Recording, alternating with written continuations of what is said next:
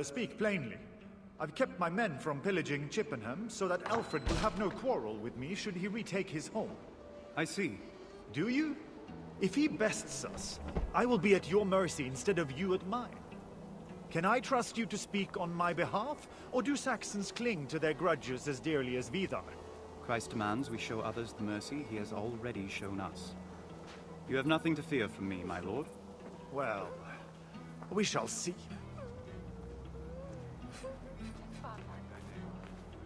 Welcome back to the Discovery Tour. Aelfred for many years. Tell me, how does he keep the loyalty of his men? After so many years of defeat, surely his soldiers would join another army. King Aelfred's role has been ordained by God. To desert him would be to go against divine will. There are no contests of strength? No challenges to his rule? Why would there be? He alone is destined to lead us until God chooses otherwise. There may be something to this religion of yours after all.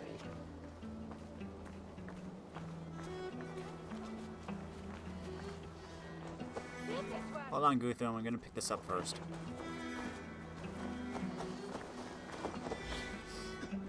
Chippenham. The community of Chippenham in Wiltshire likely began as a Roman settlement. It was occupied by Anglo-Saxons in the 7th century and captured by Vikings in the 9th. According to the Welsh chronicler Asser, Chippenham was a royal centre, or villa, during Aelfred's reign. Chippenham was seized by the Viking chieftain Guthrum's forces on January 6, 878. The date was chosen because it was the Christian holiday of Epiphany. The Vikings often attacked during Christian holidays, aiming to take their enemies by surprise. Aelfred would eventually win back Chippenham from its Viking conquerors. His troops besieged the town for 12 days until Guthrum agreed to surrender. This image from Assassin's Creed Valhalla shows a bird's-eye view of Chippenham seemingly peaceful despite the siege.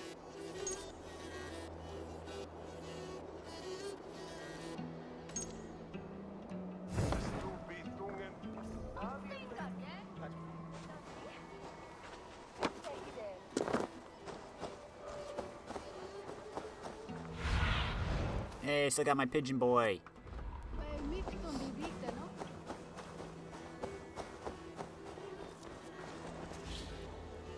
Anglo-Saxon homes. Built using different techniques but shared the same three materials: timberwood, wattle, and daub. Builders liked to use oak because it was solid and widely available. Wattling was a technique where small branches were braided together to form solid wooden panels. Daub was a mixture of earth, clay, and animal dung. It was used to fill the gaps between the timber to provide a solid surface for the panels. People's houses and living conditions varied according to their social status. The common people would live in wooden huts like this one. They would use the same space for cooking, eating, socializing, and sleeping. A wealthier member of the community would likely have a bigger house. It might include a hall as its common area, and the family would sleep in a separate building. Modern reconstruction. Cool.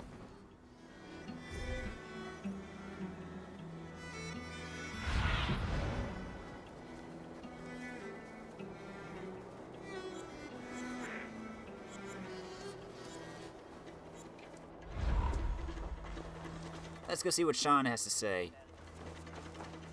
Hey, chicken.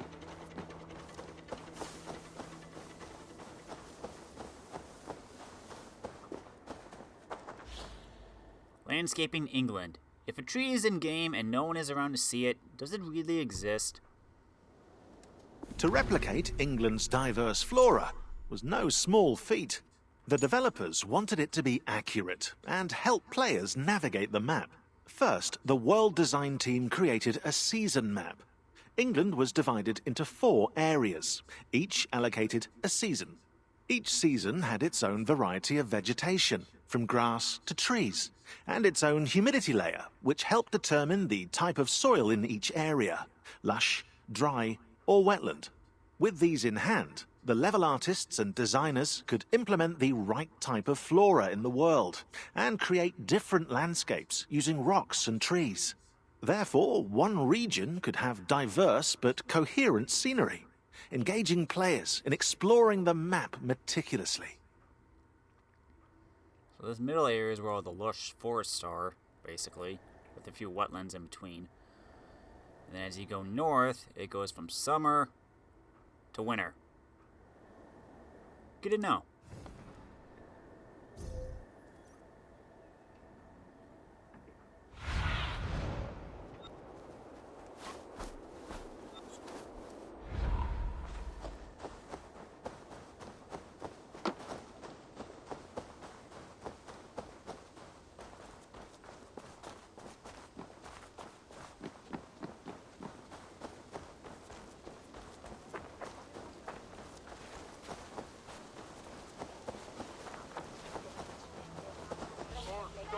Staying the winter.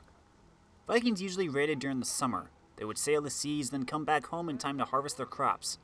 Sometimes, however, they needed to find shelter abroad for the winter months. Unexpected circumstances occasionally forced Viking sailors to find a place to spend the winter. They would seek shelter in a small cove or a river island to wait out the cold. These temporary overwinter sites could become permanent outposts, like emporia, villages, or even major cities, as seen in this map. Perksea, Repton, Mercia, Shrewsbury, Ealric, London. To pick some of the Viking overwintering camps in England.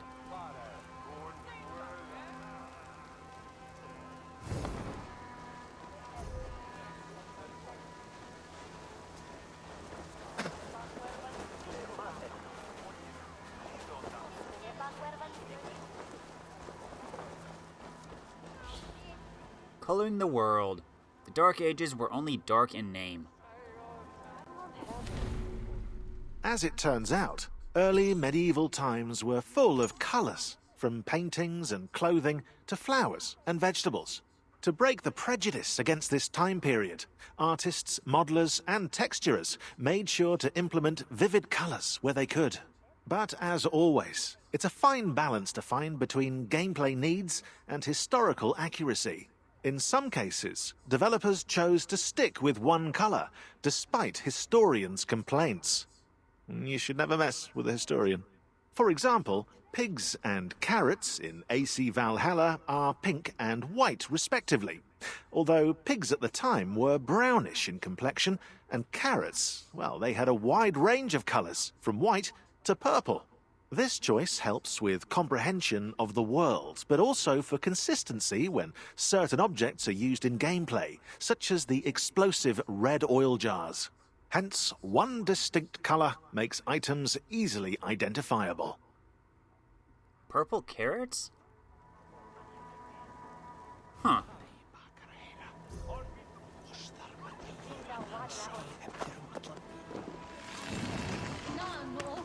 Ivar the Boneless.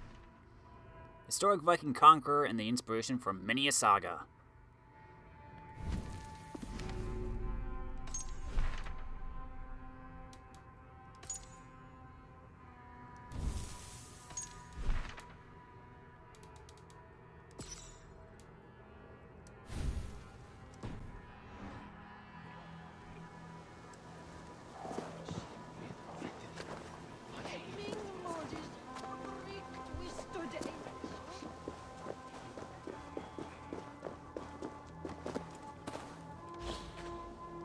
Scouts before the storm.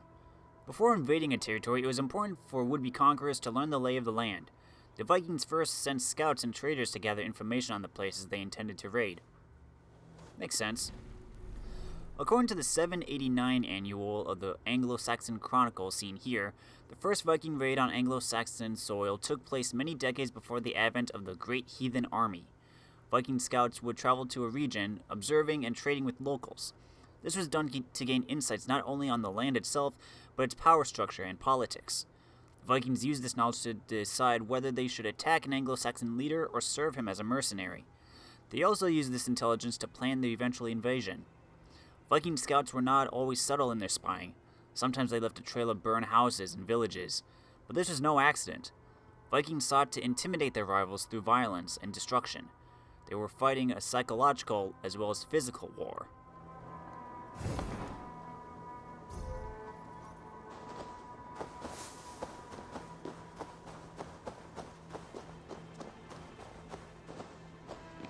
It's inside the building, isn't it?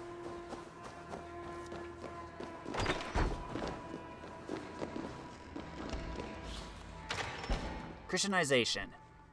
Oh.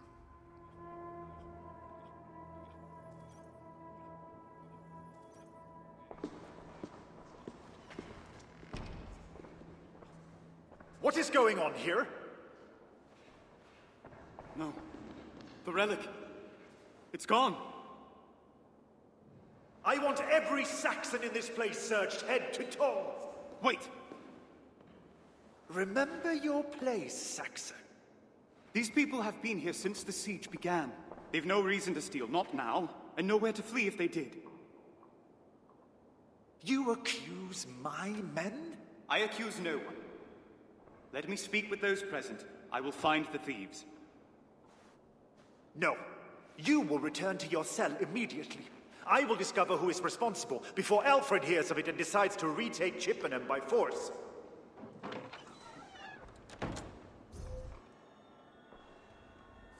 One of these people must have seen something. At the time of the Battle of Edington, the so-called Great Heathen Army had been in England for over a decade. Vikings had invaded Wessex at least 3 times in that period. Aelfred was fighting an enemy who knew their way around. By the time of Guthrum's incursion, Scandinavians were no longer strangers to the land of Anglo-Saxon England. Years of contact with the locals had given them knowledge far beyond what was gathered by the first raiders through coastal trading and scouting. What's more, the Scandinavians had settled in England. Many of them now called the kingdoms home. The younger members of the community had grown up in conquered or pacified kingdoms.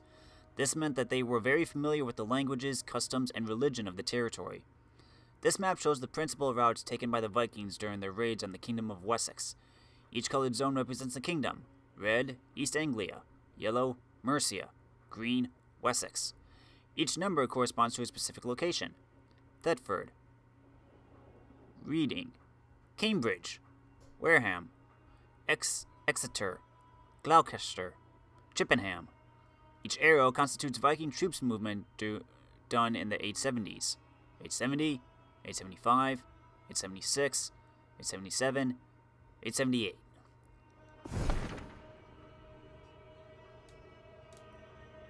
Anglo-Saxons relied on warfare to seize and maintain control and lordship over the land.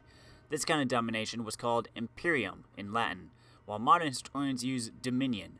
Dominions helped leaders to ensure political success and social, religious harmony.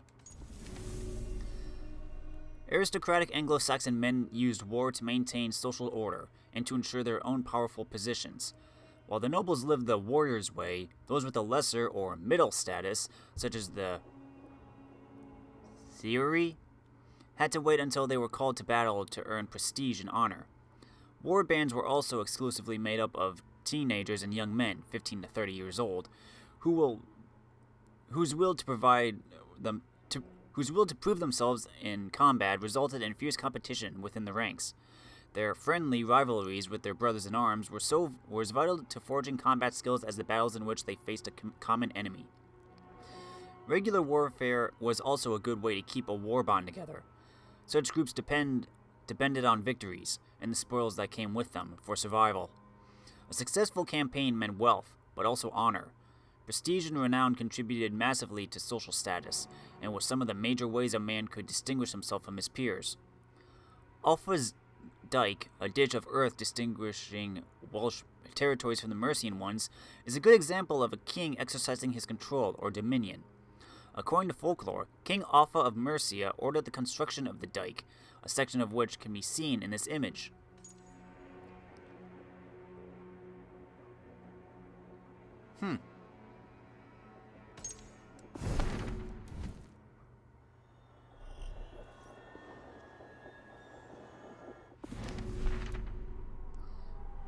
Medieval Scandinavian raiding parties and war bands were vicious in battle.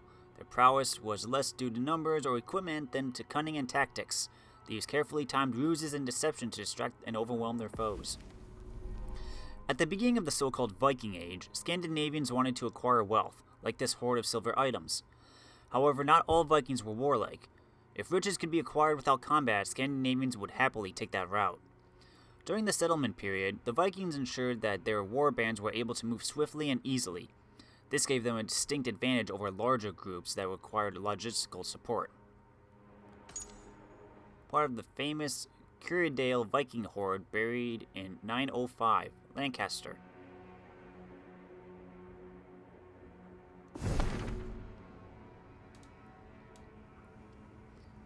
Before invading a territory, it was important for would-be conquerors to learn the lay of the land. The Viking first sent scout.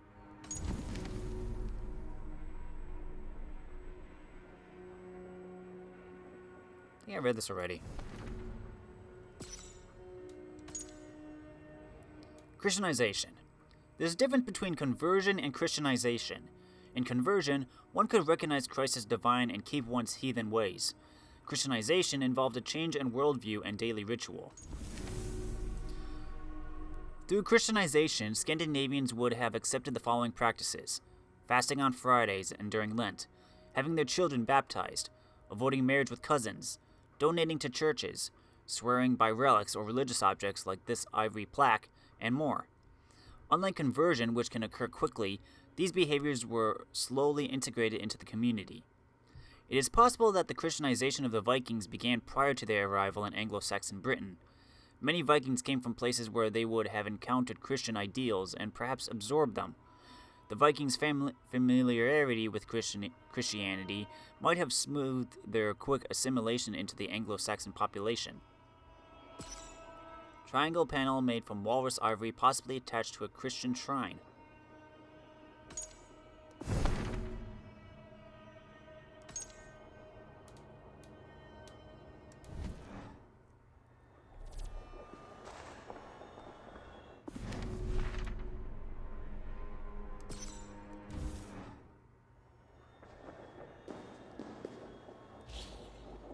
Church altar. Altars were church structures made of stone or wood upon which priests made offerings. They ranged in size, held precious relics, and were key to certain Christian rituals, including the Mass. In the 4th century, the relics of important saints began to be placed in church altars. As depicted in this illustration, any ritual performed at these altars would share in the holiness of the saints whose relics they housed. While some altars were fixed, others could be moved. The main altar in Anglo-Saxon churches could nearly always be found against the wall of the outermost section of the building. This meant that the priest performing rituals would be facing away from the crowd of worshippers. His actions would be hidden from their view, which might suggest they were sacred, restricted, a private communion between him and God. An altar surrounded by sacred beings and flanked by the English Queen Emma of Normandy, also known in England as Queen Aelfred, but not to be confused as Knut's other wife, Aelfred of Northampton, and Knut the Great.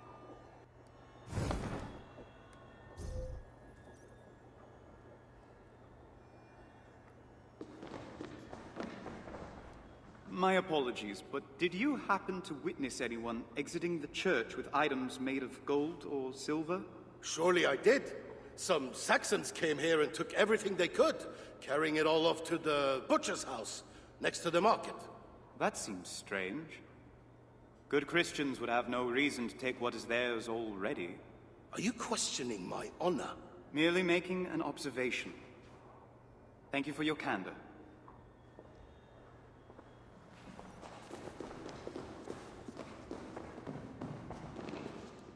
Sister, did you see who took the relic and the rest of the gold?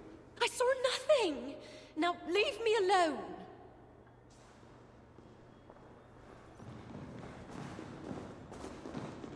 Young one, did you see anyone carrying items of gold from the chapel? I saw some men in furs and armor hiding things under their cloaks. They were talking about leaving Chippenham at night and said the statue would be too heavy. Then they went to the big house next to the Great Hall. You have done our Lord a tremendous service, child. Thank you. Guthrum should know what I found. Tell me, brother, did you see who stole from the chapel? Don't ask me. Please, just go. I need to find out what happened to the relic.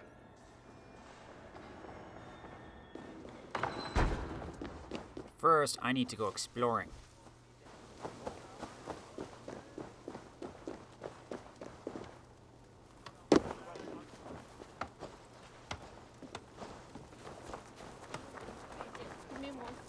mycket. Och nå hungrig är jag så.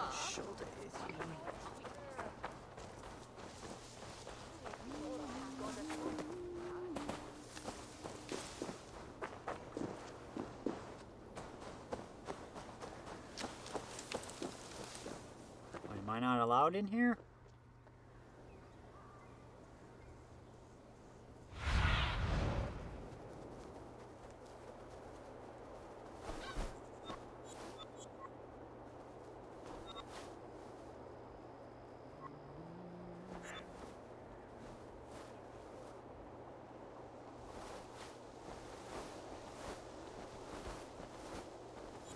Maybe I gotta.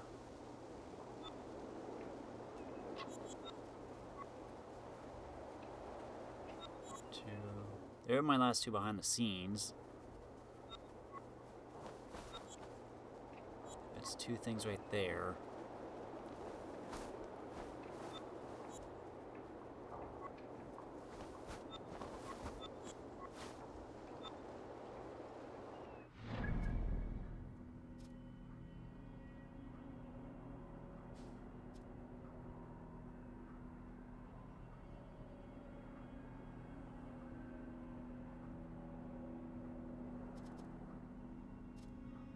Might be stuck here for a bit. Well, if that's the case.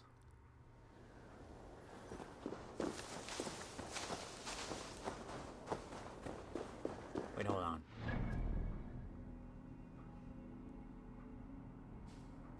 Yeah, this is all Hamptonshire. So, yeah. I think I'm stuck in Chippenham for now.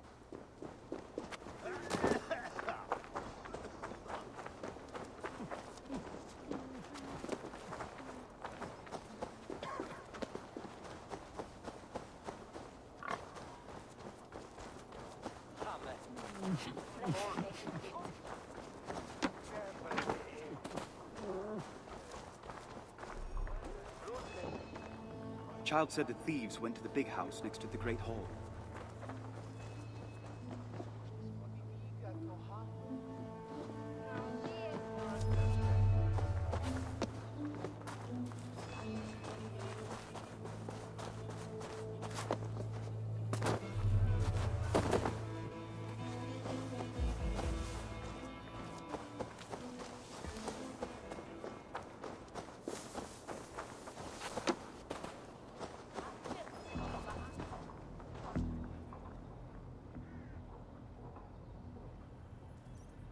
Bjorn!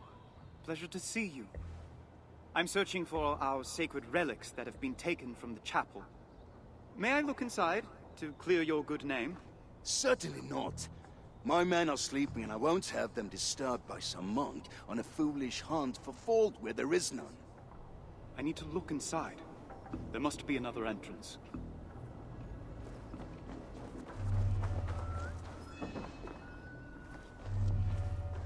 Tell me to climb here.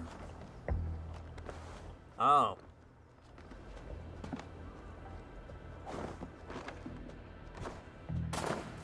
There we go.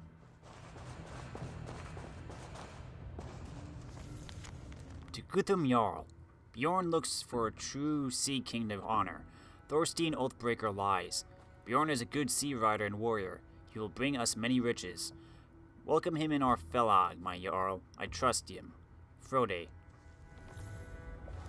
Bjorn, what have you done? Out of the mouth of babes. What were you able to get? Not much. They're guarding the food carefully now, but we should have enough for 2 or 3 days. We leave tonight then, before Aelfred's war dogs arrive. Gather the gold into sacks and let no one see you. It shall be as you say, Bjorn. I like the sound of that. Hello, doggy.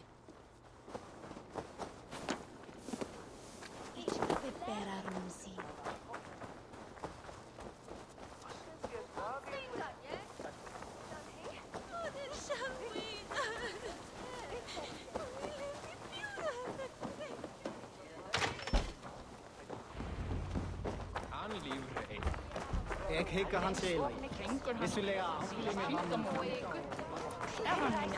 My lord, I found the missing gold and the relic of Ealric. I told you to return to your cell, Ealric. I will not brook disobedience, not from my men and not from you.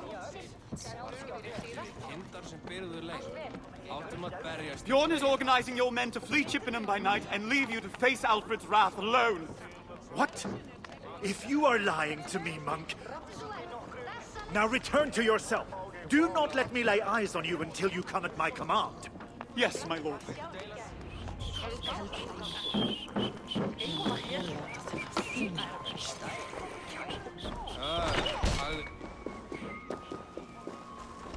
I need to return to my room. Guthrum abhors disobedience.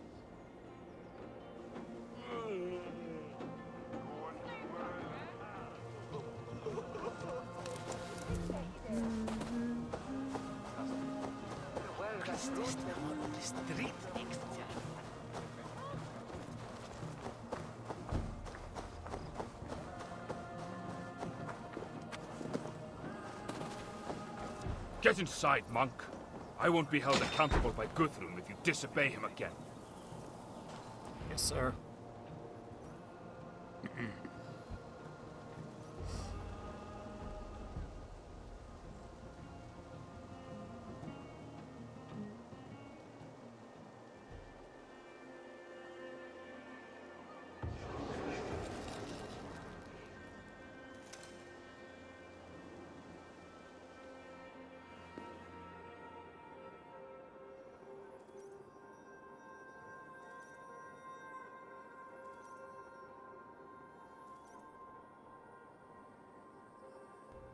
Good morrow, Bjorn. Have you come to join me in prayer? Never, monk. Guthrum Jarl wants to speak with you in the Longhouse. Bring your golden idol. You'll need it before long.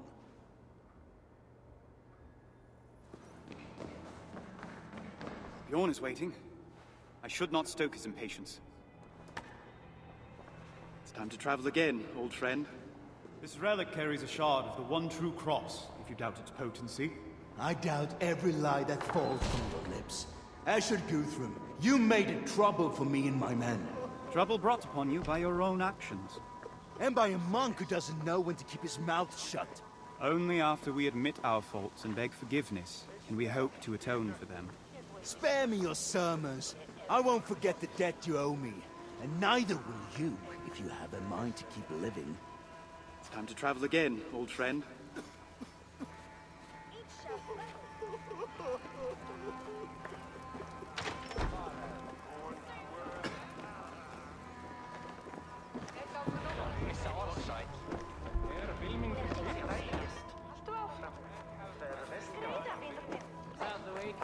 You wished to see me, my lord? Your king has finally sent for you. Alfred has delivered the terms of my surrender and I have accepted. You are no longer my prisoner. Thank you, my lord. I will remember you in my prayers. One moment, Ealric. I admit the insights I gleaned into the Saxon mind through our discussions made Alfred's terms easier to swallow. He wants me to be baptized, to become a Christian king. It is you who convinced me that doing so would increase my power, not diminish it. Of course, any who come to the Lord are welcome. Hopefully in time, you will appreciate the many other gifts God offers beyond mere power as well. Mere power? Hold your tongue, monk. With the treaty signed, your usefulness is at its end. Leave by the main gate. A horse awaits you. Now go before I change my mind. Yes, my lord.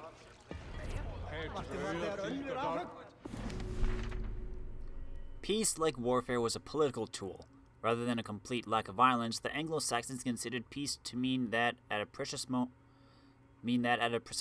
in a specific place, two parties made peace for as long as both sides agreed to it.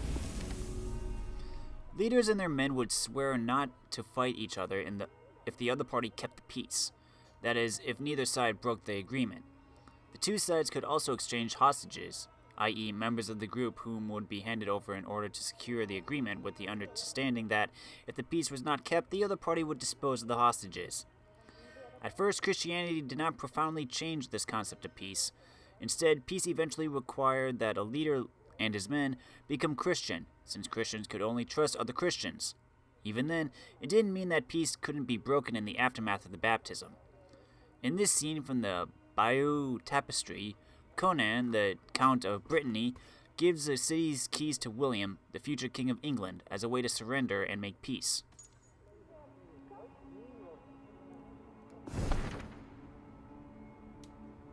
The Truce of Wedmore. In the aftermath of the Battle of Edington, the Viking chieftain Guthrum and 30 of his companions were baptized at Aulur, where Aelfred held his court. Following the baptism, Guthrum pledged to withdraw his troops from Wessex. It was chronicled that for 8 days following the liturgical instructions, Guthrum and the baptized Vikings wore the white robes of those newly reborn in Christ. Then, at the royal estate of Wedmore, after receiving the right to remove the white attire, the Vikings joined Aelfred and his entourage for 12 days of feasting. According to scholars, the Truce of Wedmore is mentioned in 3 historical sources: the Anglo-Saxon Chronicles, a vast collection of chronological entries covering events of major importance, of which one page is pictured here; the Life of King Aelfred, created by Asser, a Welsh monk who joined the entourage of Aelfred in 885; and finally, the so-called Law or Treaty of Aelfred and Guthrum. Therefore, there's very little doubt about the accuracy of this narrative. That said, since the aim of such texts were not to share the truth behind the selected events, but to contribute to the making of an exemplary Christian king, it helps to be cautious and critical. After all of these historical documents were demanded and sponsored by King Aelfred the Great during his reign.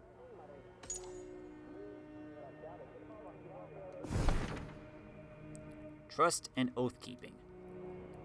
Oaths would often be sworn to settle conflict.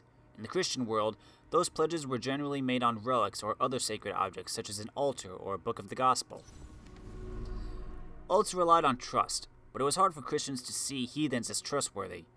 If the Vikings swore on a sacred object, as could be served this bowl, they couldn't be trusted to abide by that oath because they did not share the Christian faith. On the other hand, if they were allowed to swear on their own sacred objects, a ring, for example, the oath would be committed to false pagan gods that Christians referred to as demons. So the best way to trust each other, especially from a Christian point of view, was to share a common sacred reference. Therefore, conversion and baptism of the defeated heathens was the best guarantee for the creation of this common ground, and the condition for mutual trust. This was exactly what happened to Guthrum and his men after their defeat. In order for Guthrum's oath to Aelfred to be considered valid, he first needed to convert to Christianity. The Winchester Hanging Bowl.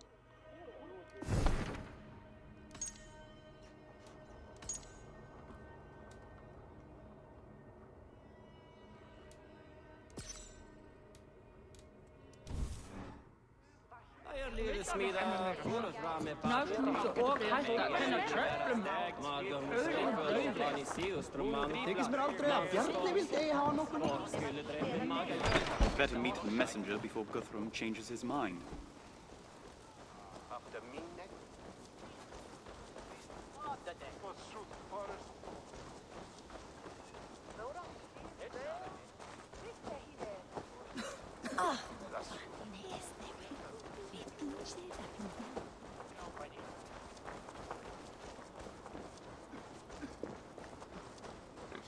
Does this mean I can leave now and go get these?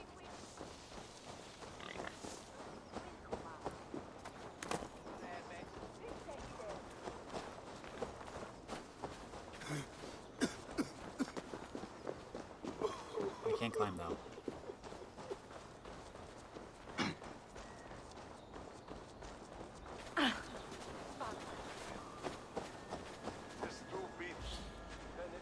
Horses and warfare. In the Anglo-Saxon era, there was little difference of status between foot soldiers and warriors who rode on horses. These distinctions would come a few centuries later in the Middle Ages. This copper alloy stirrup mount dates to the 11th century. Historians continue to debate how horses were used in Anglo-Saxon warfare.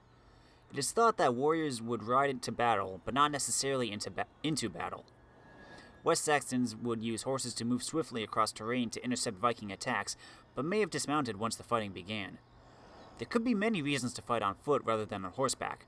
By dismounting, a warrior gave up the chance at an easy retreat. The gesture could have been seen as courageous. Committing to fighting on foot to the bitter end may have been strengthened by the bonds between a group of warriors.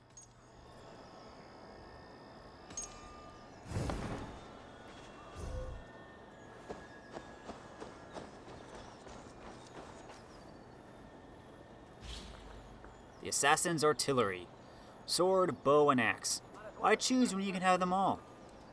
200 unique weapon models were designed for AC Valhalla.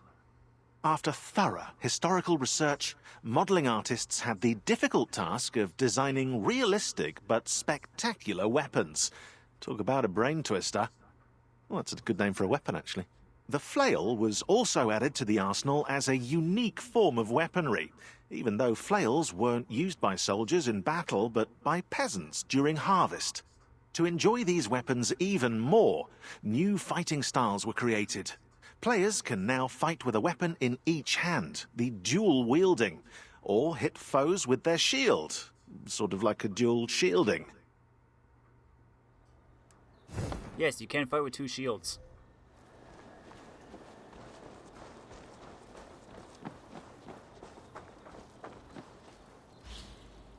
A warrior's tools.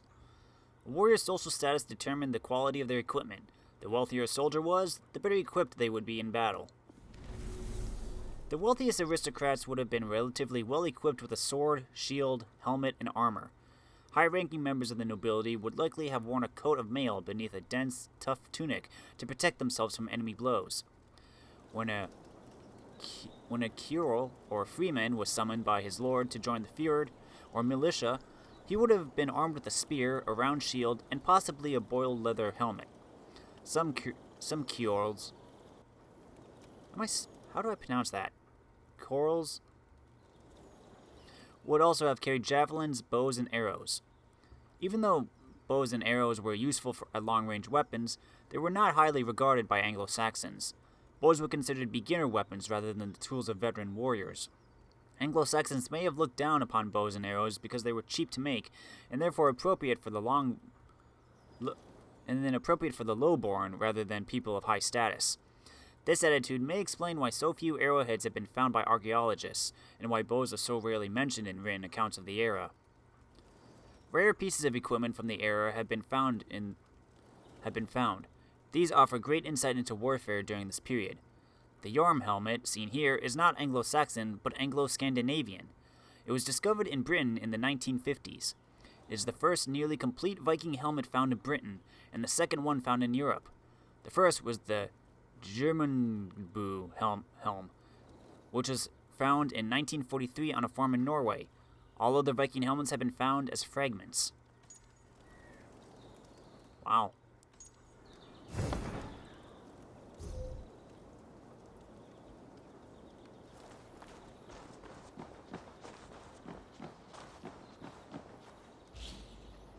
Use protection.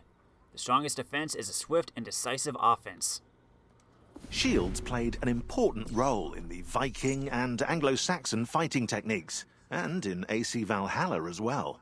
Used in the game to differentiate clans and factions, each one has its own shape, paint model, colour pattern, and emblem. A new gameplay element was also added, the shield degradation. With each hit, an enemy's shield loses a piece until it's destroyed, and players can also now attack using their shields. Little known fact, it was common for vendors to walk around the battlefield, supplying clients with replacement shields and weapons. What can we say? Vikings were resourceful, though it's not a job I would have wanted. Cool. That's all behind the scenes.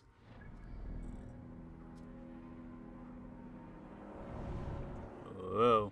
Whoa. And there's got these three out here.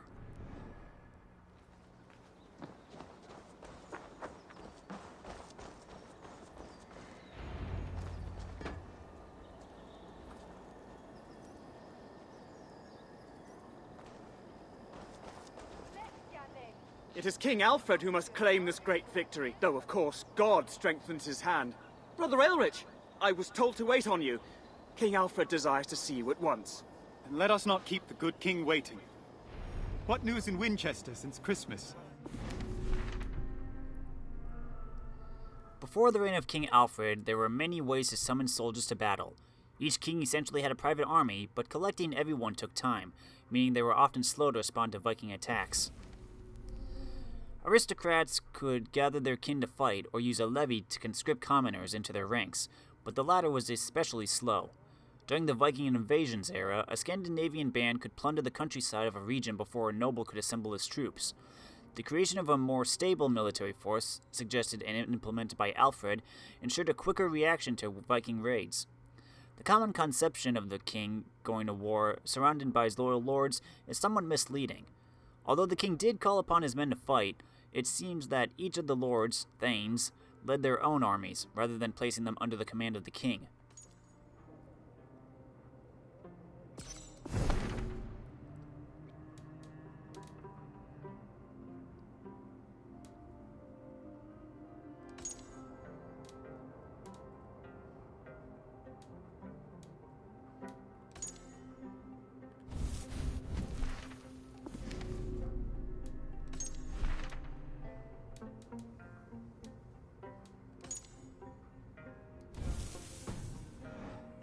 Too much for me to say. But the battle at Eddington was won, and soon the countryside will be free for all good Wessex men to till and plough as before. For so many years of war, the land seems all but untouched. Yea, nature's beauty has taken not nearly so hard a beating as we have.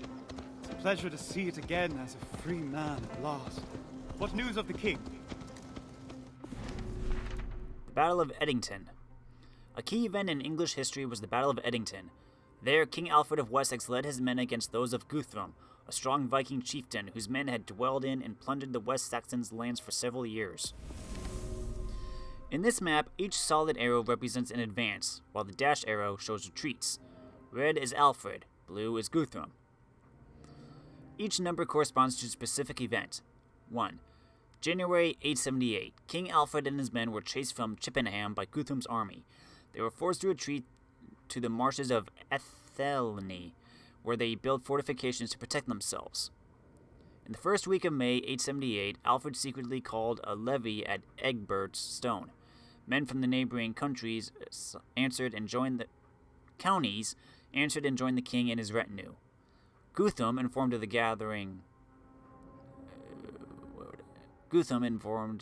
gathering of the Fjords, English militia, readied his troops and intercepted the coming enemy and moved to the ancient fortifications of Bratton Camp, south of Chippenham. The 12th of May, the two armies met in battle on the fields of Eddington. That same day, the Anglo-Saxons routed the Vikings. Guthrum fled, retreating to Chippenham. This defeat marked the end of his reign as a Viking chieftain. People who enjoy fantasy novels and movies might be interested to learn that this whole narrative was very possibly a source of inspiration for J.R.R. Tolkien in The Lord of the Rings. Cool!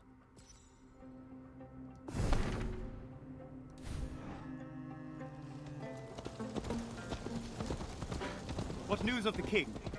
How does he celebrate his triumph? With more plans and late-night discussions. I've never seen a man smile so little when reporting such a great victory. He's right to be wary. Guthrum is not tamed yet. If you say so. His ferocity seemed to be at an ebb when I delivered King Aelfred's terms. I pray you are right. It would be well if we are done with war for his sake and ours. I'll drink to... 3 left and I'm coming up on them. Okay.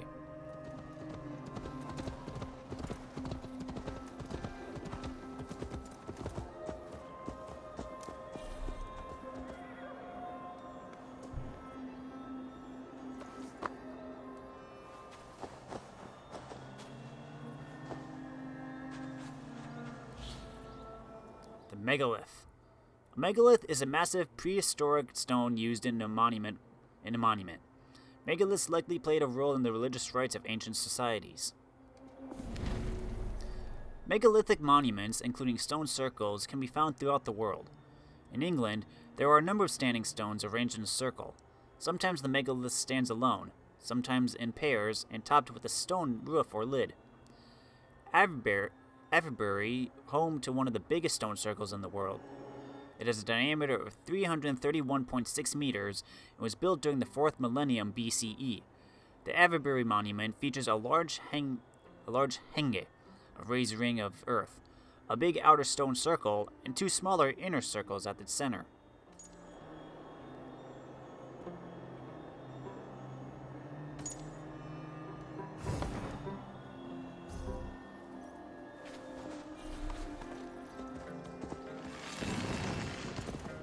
Odin. As the mightiest god of all, Odin seeks exemption from any binding fate.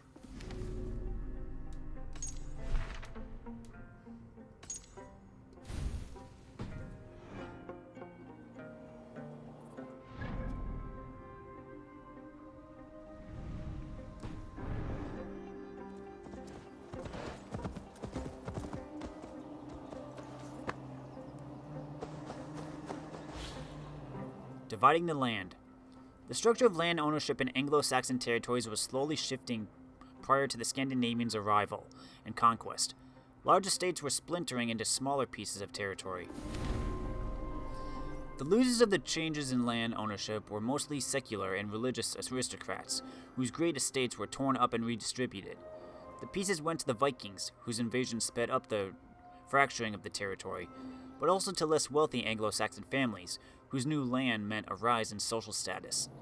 This drawing of Lincoln and its surroundings sheds light on how land was distributed at the time.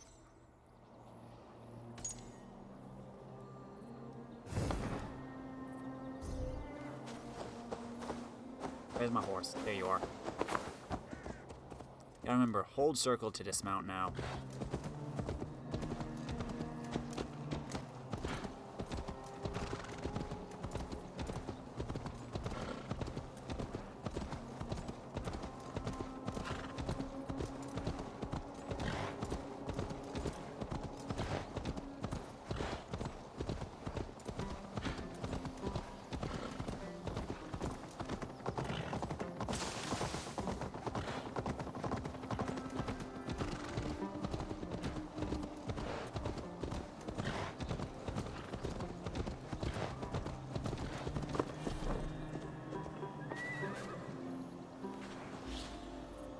Anglo-Scandinavian farming. As the Scandinavians occupied territories in Anglo-Saxon Britain, their population grew. This growth in the number of people was matched by a rise in agricultural production. A growing population meant a growing need for prime materials, crops and livestock that could be used for food, clothing, trade, and taxes. Scandinavian settlers likely grew 4 types of cereals: wheat, whose flour made coarse bread, barley, for brewing beer, rye, and oats, to feed both humans and animals. They also grew legumes and herbs like dill and coriander for spicing and seasoning. They cultivated flax and hemp to make textiles for clothing and trading.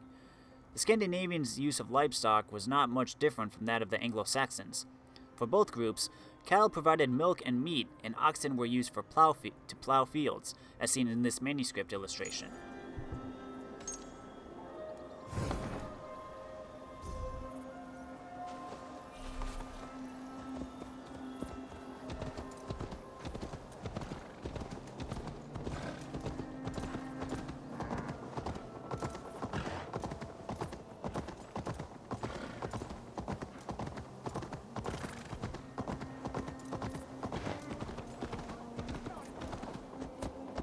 Winchester. It's a lot different from what we remember.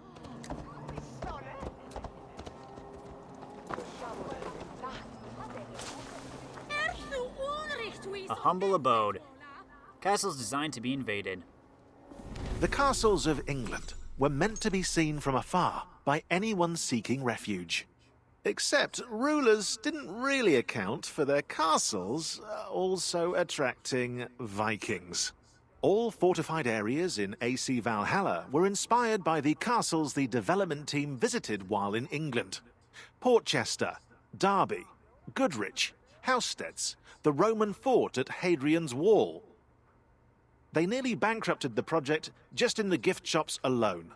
The Castell Trefaldwyn in Wales inspired the fictional Corstow Castle, a fort in the Shropshire region. In AC Valhalla, castles are a telltale sign of great bounty to collect during raids, and lords will often retreat behind a castle's protective walls when fleeing from Eivor. Oh, they can run, but they can't hide. Well, I mean, they can hide, but, you know, Eivor will still get them. I like your commentary, Sean.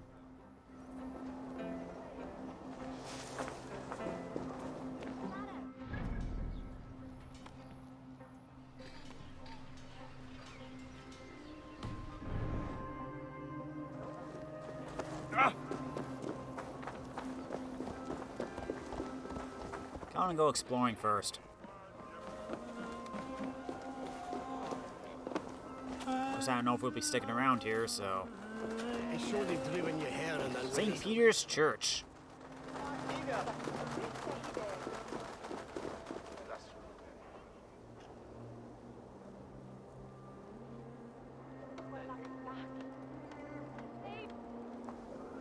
Cool.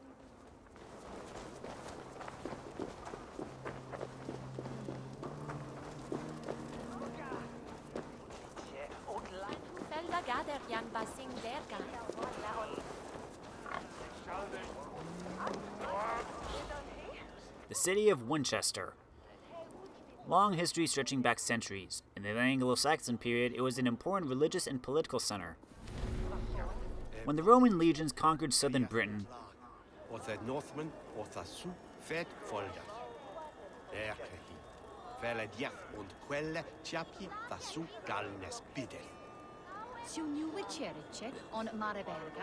they were said to have settled in an ancient meeting place of the Belgae tribe. The Romans built a town there, called it Venta Belgarum, or Market of the Belgae. Surrounded by stone walls, Venta Belgarum became a regional center for centuries. After the Roman leaders left Britain, the Saxons invaded, claiming Venta Belgarum as their own.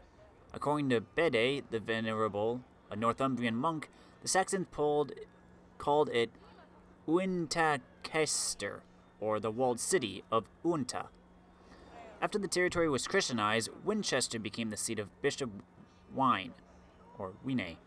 Bishop Wine was the first bishop to be consecrated in the Old Minster, the Anglo-Saxon Cathedral of Winchester.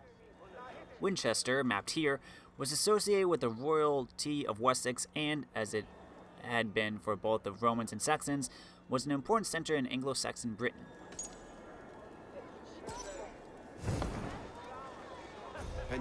to be delving is not secret metal.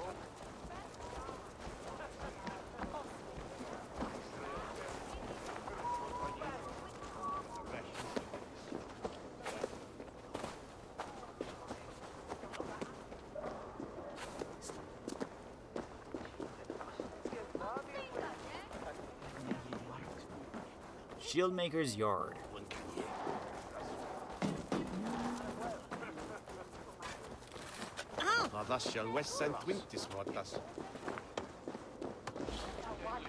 Cook and kitchen.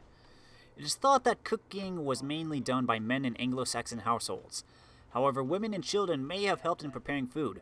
For the rich and powerful, cooking would have been done by slaves. In poorer and humbler Anglo-Saxon homes, the living room and the kitchen would have been one and the same. However, some wealthy freemen and aristocrats may have had their kitchens in a separate building next door. Pots and pans, like this one, were sometimes made of cast iron but were mostly ceramic. Cooking could be done over a hearth or suspended a pot over a fire, or by placing it directly on the embers. Meat may have been prepared by using a spit to grill it over the flames. Well-preserved iron frying pan, 9th century.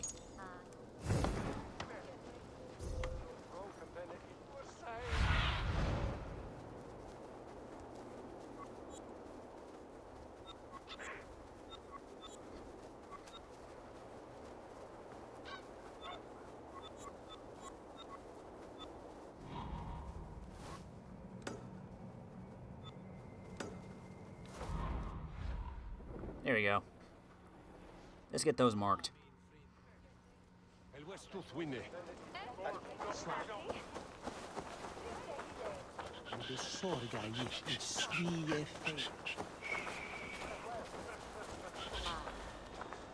Ceorls, or freemen, were the non-aristocratic subjects of a kingdom. They mostly worked in farming and agriculture, and there were many different social and economic classes within the group. The main factor that divided the classes of freemen was how much land they owned. With land came wealth. The more land a freeman had, the higher their social status, privileges, and standard of living. At the bottom of the social ladder were Ceorls with very little land. Unable to provide food for their families, these freemen would have relied on their local lords to survive. In exchange for the nobles' support and protection, the Ceorls would have been accepted to work the lord's lands at least a few days a week. One rung up the ladder was the Ceorls who had enough land to support their families. These wealthier freemen would have worked for the lord on occasion to pay their rent. Finally, at the top of the ladder were Ceorls who had large tracts of land. They may not have been expected to work on the lord's lands. They could just use their superior wealth to pay the aristocrat for his protection instead. They could also provide him with different services, offering horses or food, cutting his hedges, putting out snares to catch hares and other animals, making offerings to the church on his behalf, running errands, or mending fences with tools such as this carpenter's axe head.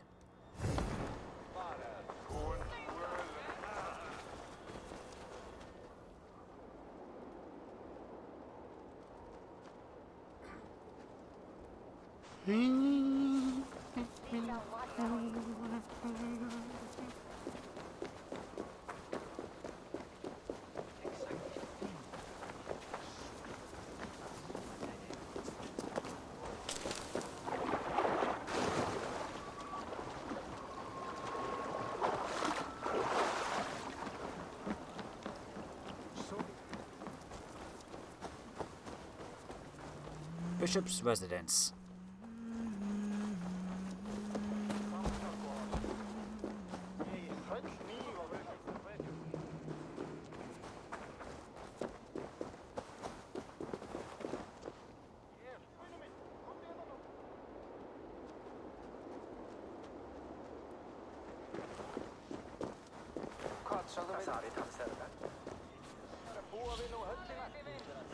The church divided the Christian world into dioceses, each overseen by a bishop. The bishop was charged with ruling the diocese and ensuring the spiritual care of the faithful living within it. The church in Anglo-Saxon Britain dated back to the Roman era. Centuries later, it was the sole surviving imperial institution on the island. Its structure, however, continued to change long after the Romans left. The departure of the Romans from the territory in the 5th century upset the power structure of the church. When Anglo-Saxon Britain became Christian, it seemed at first that each of the kingdoms would have their own bishop. This meant that some bishops ended up controlling enormous amounts of people and land. Too much. Theodore of Tarsus, the Archbishop of Canterbury, managed to set things right, reorganizing the bishops and splitting the colossal diocese of York into 3 parts. When the Scandinavian Great Heathen Army reached the shores of Anglo-Saxon Britain, there were roughly 16 dioceses and 2 archdioceses on the island. They can be seen on this map. Lindisfarne, Hexham, York, Lindsey, Lichfield, Hereford, Worcester, Leicester, Elmham, Dunwich, London, Rochester, Canterbury, Chelsea, Winchester, Sherborne.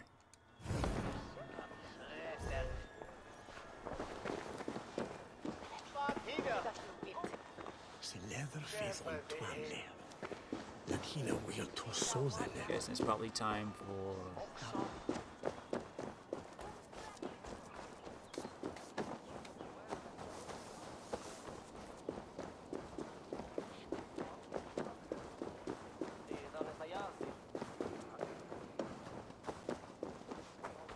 Oh, is it up here?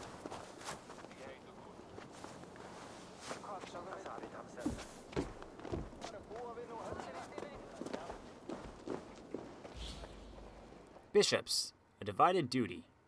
Anglo-Saxon bishops were far more than religious leaders in their given territories. They were also political elites. Sometimes they found themselves caught between the 2 roles. Christian bishops were responsible for guiding the faithful in their diocese towards salvation. They ensured that the sacred rites were performed in their communities during marriages, funerals, and masses. Through the sacraments, bishops could channel the grace of God to every Christian. Christianity and the church were considered one and the same, and the bishop held the church's power in his domain. However, a bishop's religious duties sometimes conflicted with his earthly ones. Anglo-Saxon bishops were members of the ruling elite, and it was in their interest of protection to protect and preserve their elite. What was best for the elite was not always what was best for the common people, the faithful Christians in the diocese. Bishops were also representatives of the Roman Church, initially a foreign institution. At the same time, they were private consulars to Anglo-Saxon kings, expected to help enforce and expand their dominion. Bishops served multiple masters, and sometimes they could be caught between their duty to one and their duty to another. However, kings also had a duty to God. In this illustration, a king visits Saint Cuthbert, who in life had been the bishop of Lindisfarne. That the king comes to the saint and not the other way around suggests that the saint is the more powerful of the two, and is painted to emphasize the influence of the church over secular authorities.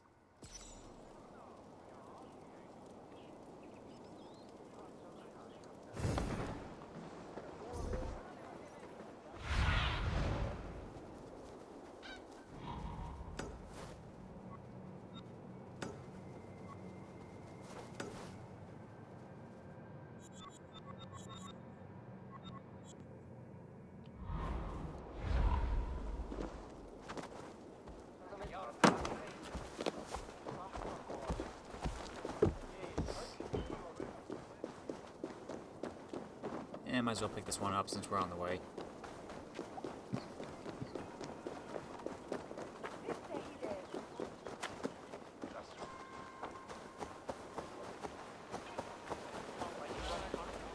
Long live the king.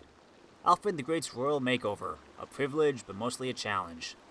As King Aelfred is an historical figure, artists and modelers had a lot of documentation to help with his design.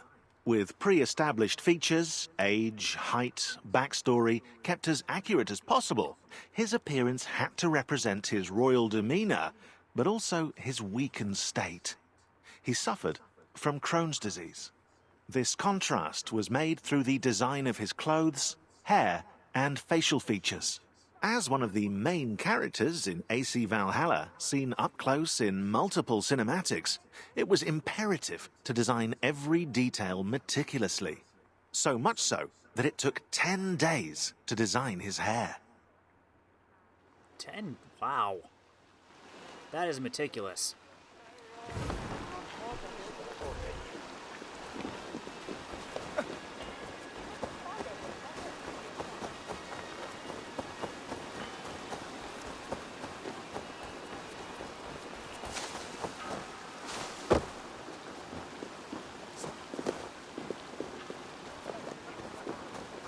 Winchester Seminary. The legendary brothers. The legend of the Anglo-Saxons of Britain began with two brothers, Hengist and Horsa. Exiled warriors from the Germanic lands, they were said to have brought the Angles, Saxon, and Jutish tribes to Britannia's shores. Legend says that after they were banished, Hengist and Horsa traveled the sea with 3 boats. They had been recruited as mercenaries by Vortigern, ruler of the former Roman province of Britannia, to protect his people from invaders. In exchange, he offered to pay them a monthly sum. The brothers did as Vortigern requested, defeating his enemies. But once peace was won, Hengist invited his family and friends from beyond the sea to join him in Britannia. He told them that there were land enough for everyone, and that the people living there were too weak and gentle to resist them. More and more Germanic tribes came to live in Britannia, and the brothers soon asked Vortigern to increase his payments. They asked for more and more, and eventually, Vortigern refused. In response, the Germanic tribes waged war against all the British tribes, beginning the era of the Anglo-Saxons in Britain. According to the Venerable Bede, a famous monk and scribe from Northumbria, Hengist and Horsa were direct descendants of Woden, the Anglo-Saxon version of the Scandinavian Odin. Woden is portrayed here as the ancestor of kings. Book about the first arrival of the Saxons or Normans showing the god Woden as the ancestor of Saxon kings.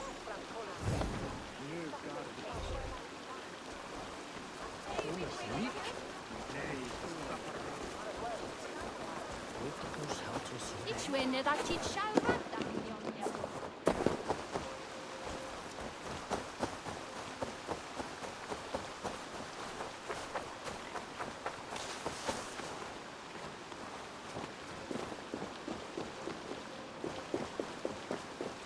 This one.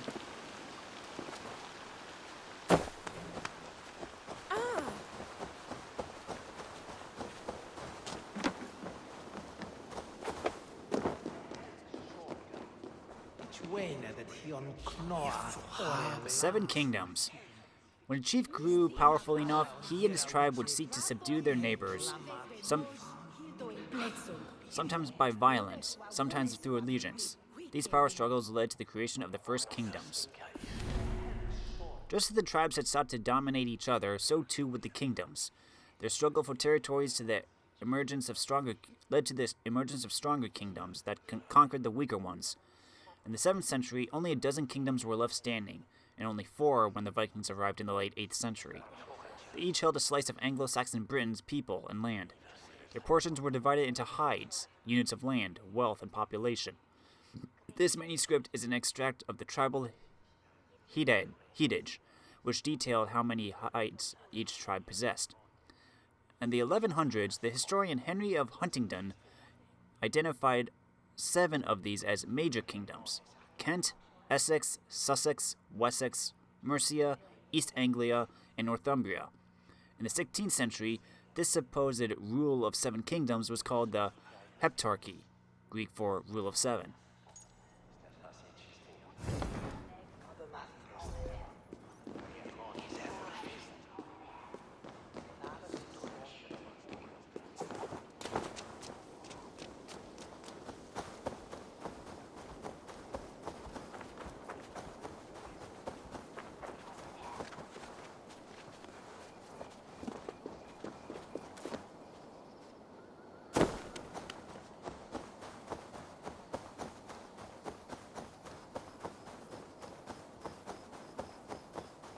What do we have up here?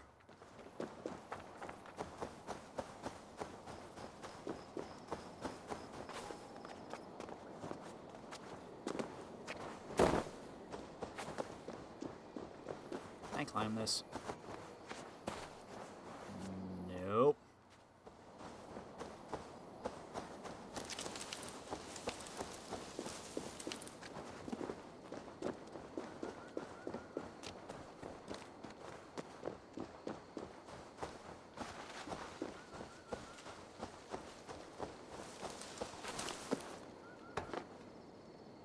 Out, hot, hot.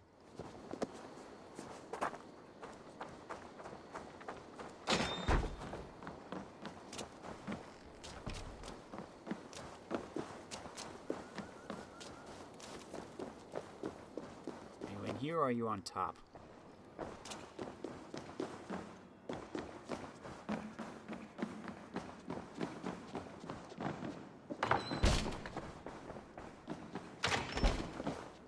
I think you're on top.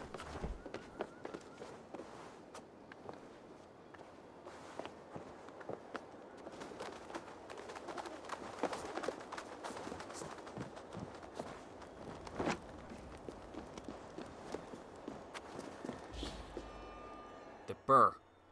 A burh was a fortified town designed to protect nearby villages from enemies. Often found near rivers, burhs were equipped with fighters, barricades, and other means of defense against violent raids. Some burhs were built atop existing Roman walls and fortresses, while others were built from scratch. They became powerful social centers, safe havens where locals could find protection and security.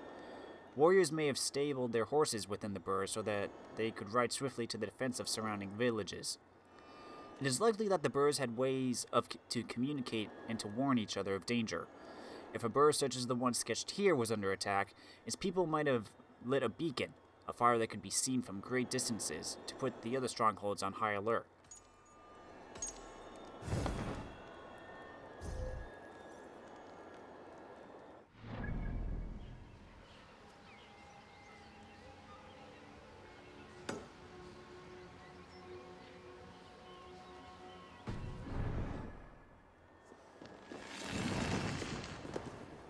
Sigurd. Eivor's adopted brother, strong, fearless, and charismatic.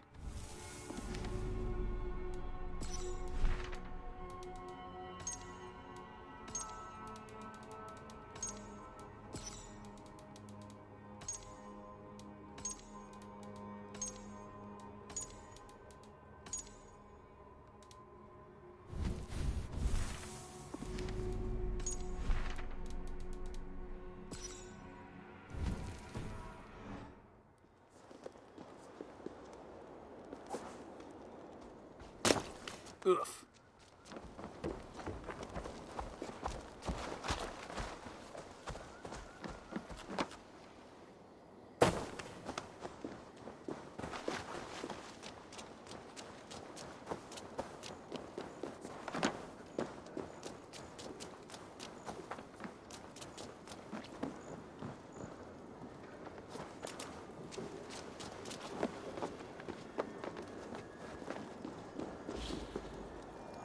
Fyrd, or militia. Under Aelfred's rule, each burh or fortified town would be able to raise its own fyrd, or militia of warriors. This meant there was a constant military presence throughout the Kingdom of Wessex. According to the Anglo-Saxon Chronicle, Aelfred divided his army in two. Half the men were at home and half were on duty. Those on duty were expected to come if called to defend the burh or to join the king and his lords in battle against their enemies. Not all militiamen in the fyrd were necessarily skilled warriors. Wealthier fyrds could offer better equipment and weapons to their defenders, and wealthier men would have more free time to train for war. Poorer freemen who spent most of their hours working would have had fewer opportunities to practice their combat skills. The spear was one of the most common weapons used by militiamen. An iron spearhead could inflict terrible wounds from a distance, a great tactical advantage.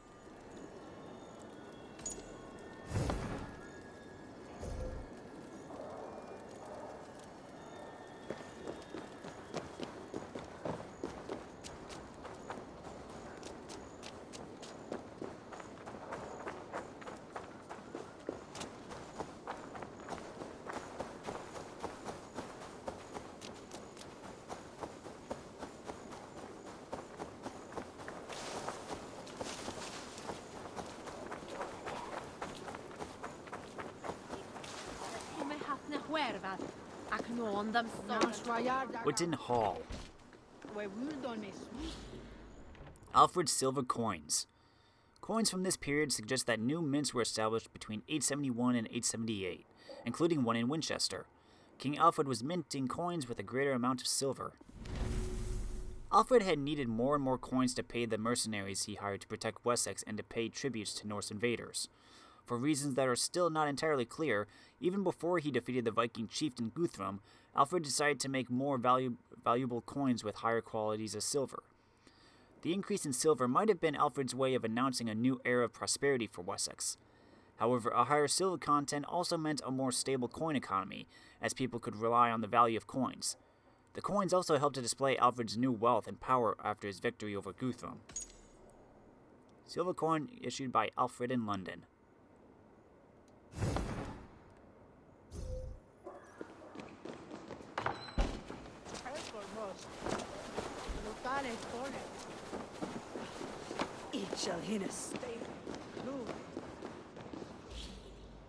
Old English literature.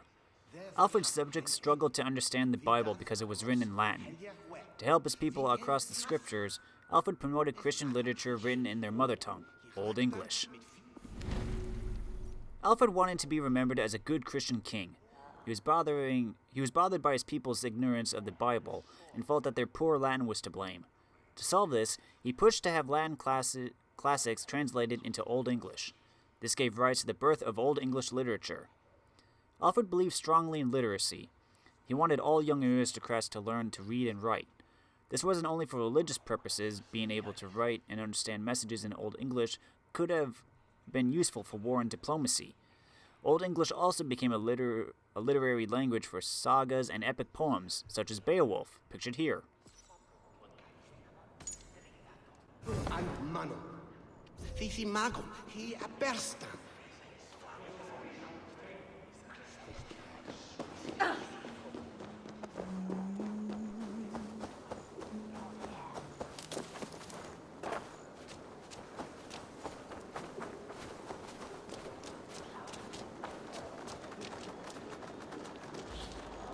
The Old Minster.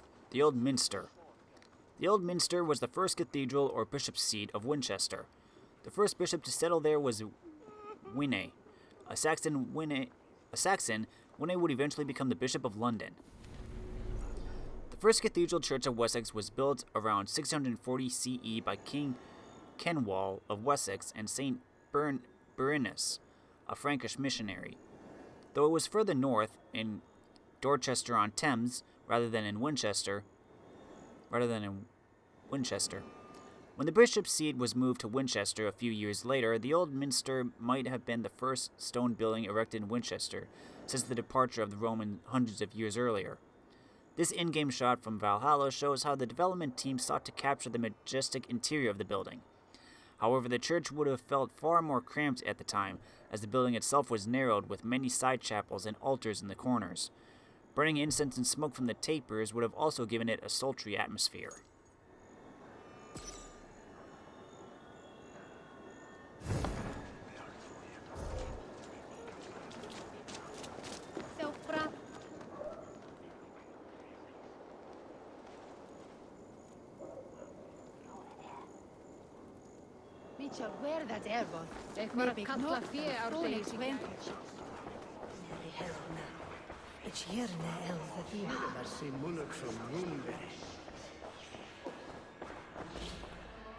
Baptism and victory. King Aelfred had won an important battle at Edington. However, it was his tactics after the battle that showed his political genius. By having Guthrum, his vanquished enemy, baptized, Aelfred cemented a lasting victory. By having Guthrum baptized, Aelfred forced his old foe to conform to the spiritual system that Aelfred followed, Christianity. Aelfred used that system to his advantage. He cunningly chose himself to be Guthrum's godfather. By making himself Guthrum's spiritual guide, Aelfred created ties of symbolic kinship between them. However, baptism had political benefits for Guthrum as well. Being Aelfred's godson gave him the status of a respected Christian leader. Guthrum was made the king of East Anglia, a member of a small select circle of Anglo-Saxon monarchs. Guthrum's transformation as a Christian ruler was a political win for both the Viking and his godfather Aelfred. This illustration depicts an ideal baptism scene from an epic poem, the Chanson d'Espermont, popular in later medieval England. It imagines the baptism of a character named Balin, an Iberian royal messenger at the court of Emperor Charlemagne.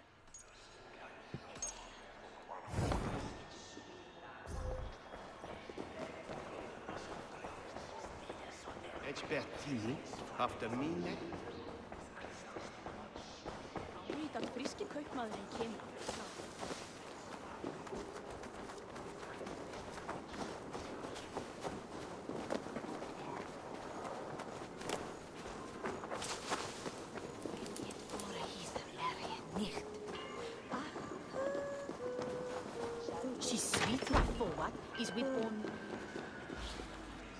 The Witan.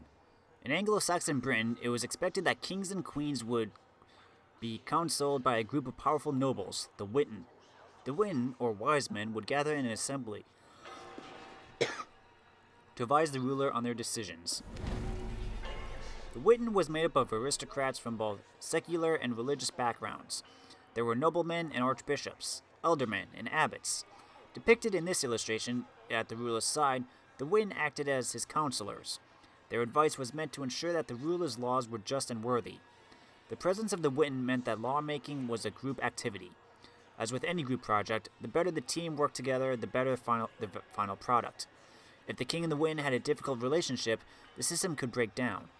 For while the king would summon the Witan could also summon the king. If a king was ignoring the Witan and their advice, the Witan might challenge his laws. The king and the Witan needed to find a healthy balance of power between them so that laws could be passed quickly and efficiently.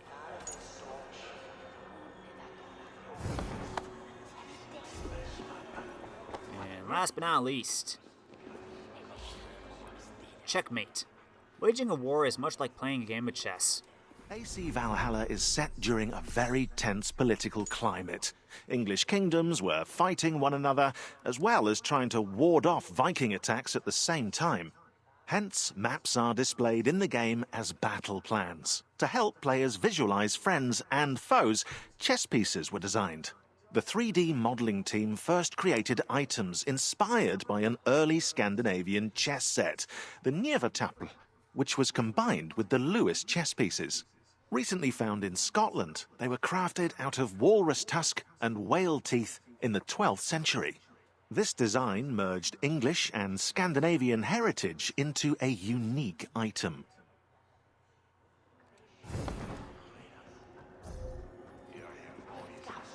Thanks, Sean.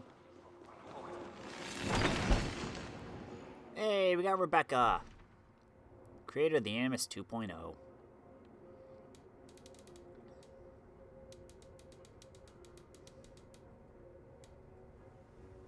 We need a few more discovery sites. Complete that. Discovery sites. Complete.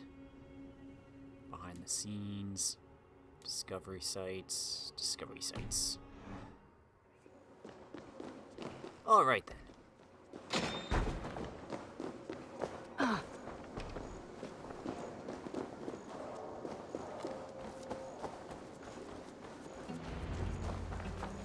King Aelfred awaits you inside. Thank you for ensuring my safe return.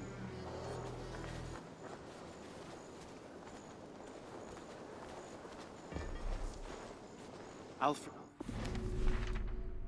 What was a king? The Anglo-Saxon word for king was kinging, the foremost member of a group who represented and symbolized all his kin.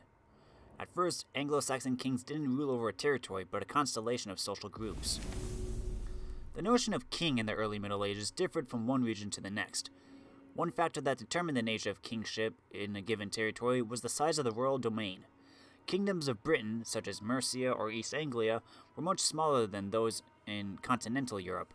For example, the Frankish dominion covered much of present-day France, Germany and Italy, whereas Alfred's Wessex only extended from the River Thames to southern England.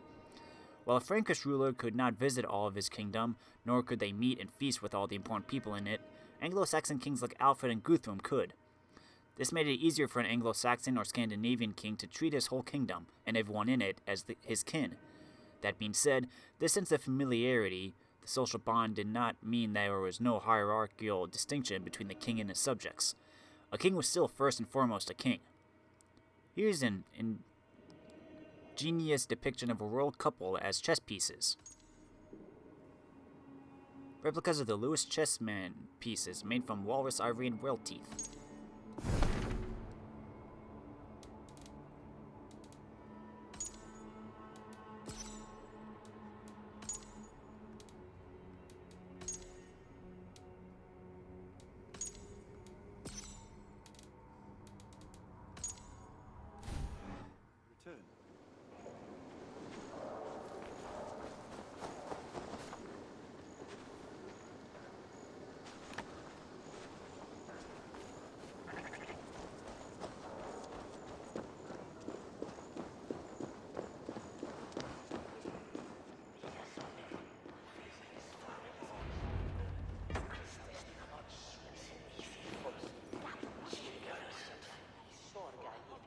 Brother Ealric, you are returned to me at last. By God's grace, it is so. And by mine. I was the one who included your safe passage in the terms of Guthrum's surrender. Then I am grateful to you as well, my lord. And you have returned with the relic of Ely. I was ready to chase the Danes to recover it, but I see you have the matter well in hand. With Guthrum's aid, yes. You speak kindly of him. Even after so many months as his captive? Truly, you exemplify Christ's grace. Now come, we have a baptism to plan.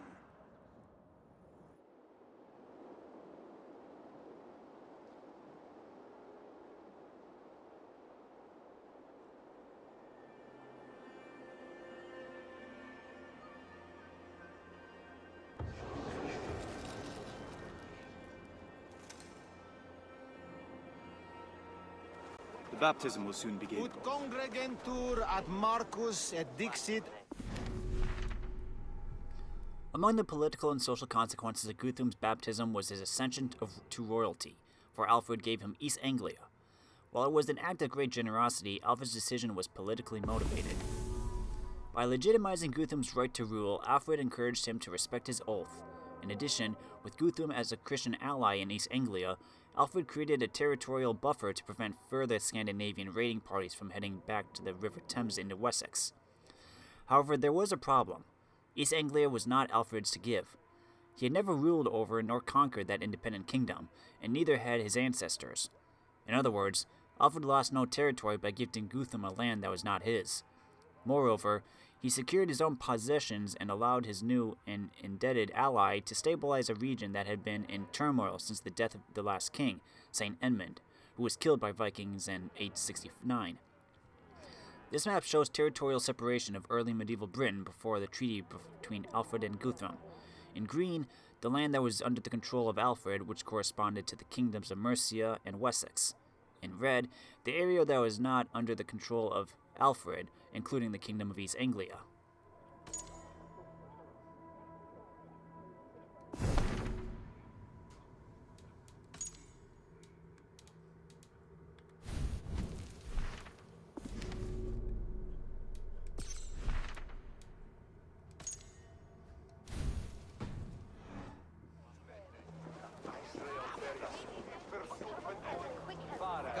That's why I've chosen the name Adel Stan. I trust you agree it is fitting.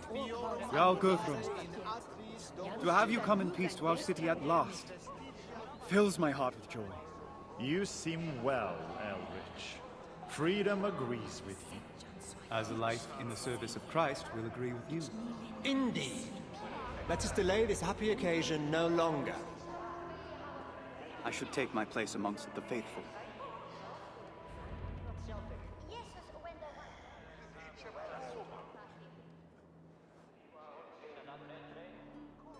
Si igita vis ad vitam ingredi, serva mandatum. Diligus dominum diem tuum ex toto cortu, et ex tota animatua, et ex totement tua, et proximum tuum sicut taixum. Amen. Exapi signum crucis tam in front, quam in cord, sum fidem plastium preceptorum, et talis esto moribus, ab tempum Deum es possis. Amen. Amen.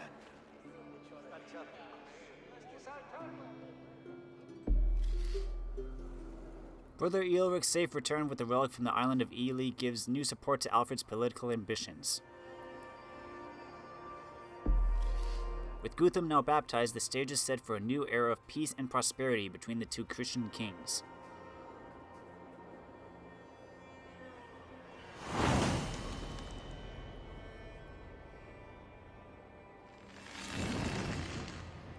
Early medieval tattoo set.